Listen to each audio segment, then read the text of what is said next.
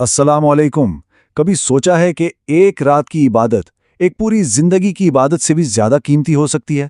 आज हम इसी खास रात लैलतुल कदर की हकीकत को कुरान और हदीस की रोशनी में जानने की कोशिश करेंगे।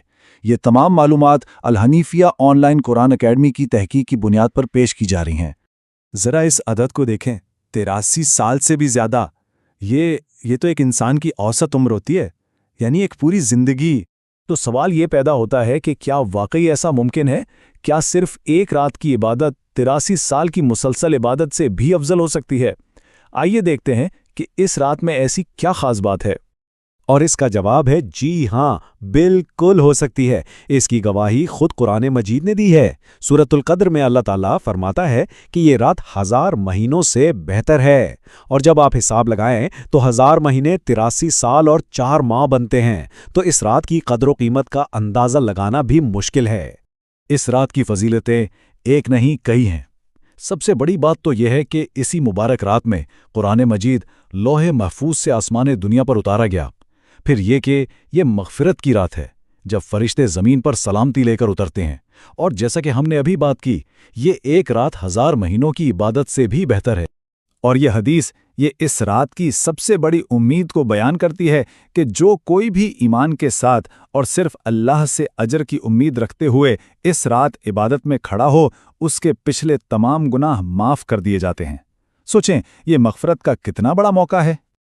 तो ठीक है, ये रात इतनी अहम है, मगर अब सबसे बड़ा सवाल ये है कि इस अनमोल रात को तलाश कहाँ और कब किया जाए। चलें अब इस पर बात करते हैं। सही अहादीस से हमें बिल्कुल वाज़ेह रहनुमाई मिलती है।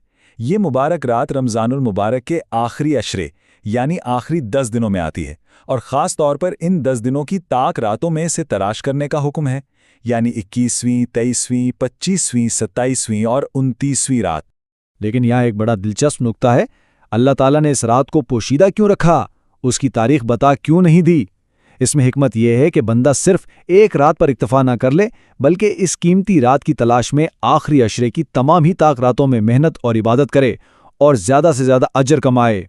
अच्छा, अहादीस में इस रात की कुछ निशानियां भी बताई गई हैं, जैसे कि इस रात मौसम बहुत खुशगवार और मोतदिल होता है, न ज़्यादा गर्मी न ज़्यादा सर्दी।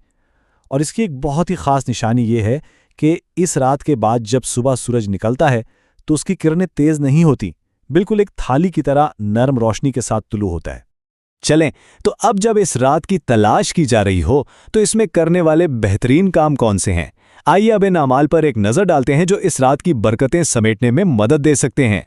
इस रात में सबसे अहम कामों में नवाफिल का एहतमाम करना और कुरान पाक की तलावत करना शामिल है। फिर अल्लाह का जिक्र करना और अपने गुनाहों की माफ़ी मांगना बहुत ज़रूरी है।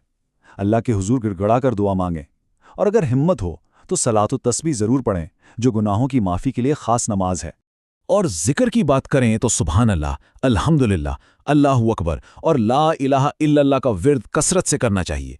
अपने गुनाहों पर शर्मिंदगी के साथ इस्तग़फ़ार करना और नबी करीम सल्लल्लाहु अलैहि वसल्लम पर दरूद शरीफ भेजना, यह सब इस रात की बरकतों को कई गुना बढ़ा देता है। अब एक आखिरी और बहुत अहम नुक्ता, इस रात को यकीनी तौर पर पाने का सबसे बेहतरीन तरीका क्या है? वो है एतिकाफ़, यानी रमज़ान के आखिरी अशरे में मस्जिद में ठहर जाना। इसमें हिकमत यह है कि जो शख्स एतिकाफ़ में होता है उसका हर लम्हा, यहाँ तक कि उसका सोना भी इबादत में ही शुमार होता है। ये तमाम कीमती मालूमात और रहनुमाई अल हनफिया ऑनलाइन कुरान अकेडमी की जानिब से फराहम की गई है, जो कुरान और हदीस की रोशनी में दीन की सही समझ को आम करने के लिए मुसलसल कोशां हैं।